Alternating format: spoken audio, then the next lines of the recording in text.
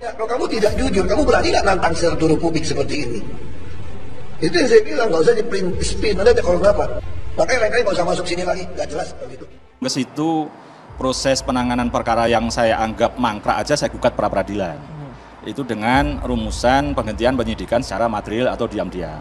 Nah kalau ada SP3, masa kemudian saya tidak pra peradilan? Itu judulnya dulu itu. Maka saya mengatakan bahwa SP3 itu tidak sah. Saya selalu katakan, kalau bodoh tuh nurut, kalau pintar ngajar. Jadi jangan jadi manusia, udah bodoh kagak mau nurut, pintar kagak mau ngajar, kurang ajar gue bilang.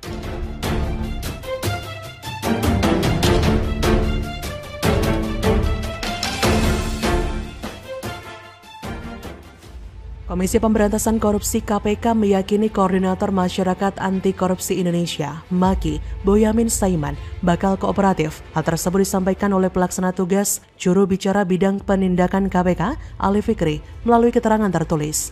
Boyamin Saiman diperiksa sebagai saksi untuk dugaan pencucian uang Bupati Nonaktif Banjarnegara, Budi Sarwono, Selasa 17 Mei. Ali mengatakan, Boyamin diperiksa sebagai Direktur PT Bumi Rejo.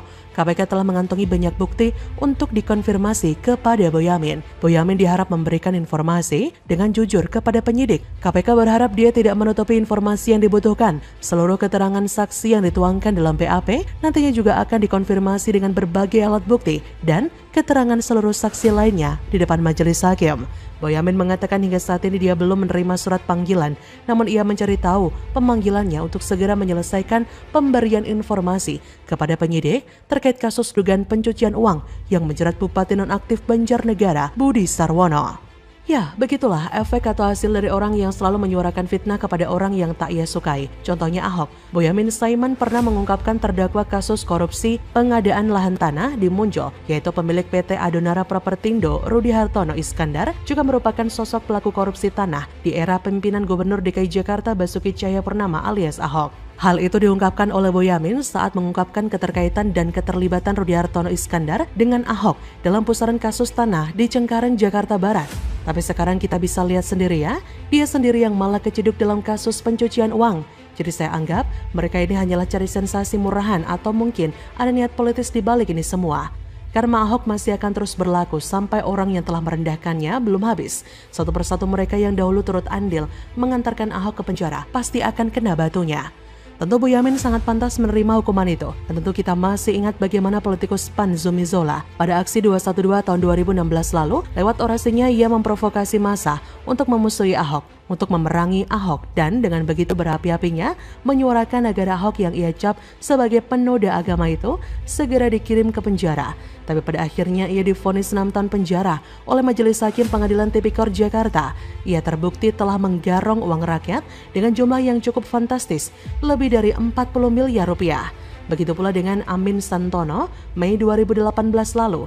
Politikus Partai Demokrat itu tertangkap basah oleh KPK sedang melakukan aksi tipu-tipu.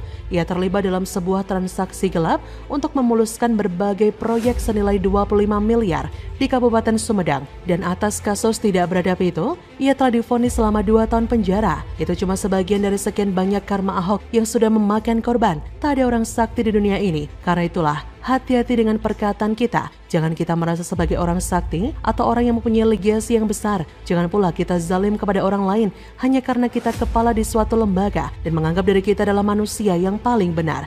Karena itu nyata, dia tidak memandang agama, status sosial, kepala preman, atau bukan. Kematian itu adalah keniscayaan. Semua orang akan mendapat balasan sesuai kapasitasnya sebagai seorang hamba. Kuat hari ini, Ahok difitnah tak akan pernah tumbang karena rakyat waras tahu. Karena rakyat waras tahu, Ahok adalah pelindung uang rakyat yang tak akan pernah mau makan uang rakyat barang 1 rupiah pun. Bagaimana menurut Anda?